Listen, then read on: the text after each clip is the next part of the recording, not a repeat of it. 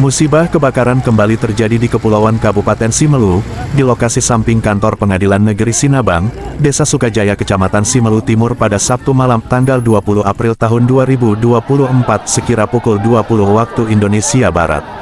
Pihak Badan Penanggulangan Bencana Daerah Kabupaten Simelu bergerak cepat mengerahkan mobil pemadam kebakaran ke lokasi kejadian, untuk memberikan bantuan memadamkan api yang sedang berkobar.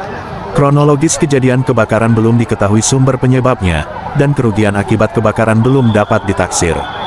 Hingga saat ini dari semua unsur bergerak cepat membantu memadamkan si jago merah. Untuk sementara belum ada laporan informasi korban jiwa.